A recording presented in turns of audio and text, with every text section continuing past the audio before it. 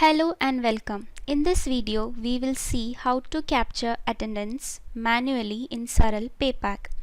Attendance can be captured via various means like manual capture through machine-readable reports like biometric and non-biometric machines. Organizations with huge number of employees will use electronic mode, whereas organizations with a small number of employees may use manual mode to capture the attendance.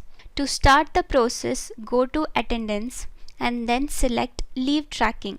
Here, select the attendance structure in which leave has to be updated. In case of daily or hourly register, you can do a one-time configuration for considering excess leave taken as LOP and to set default entry of each day as present or absent.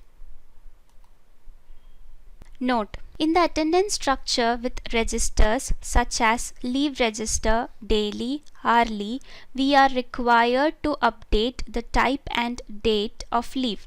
Whereas in attendance structure with monthly register, we can specify only the number of leaves taken in a month under the applicable type of leave.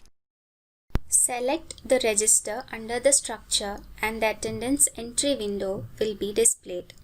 In Leave Register, select the employee and the type of leave.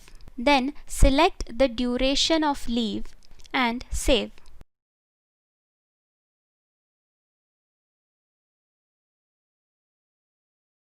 In the Daily Register, identify the employee and date of leave.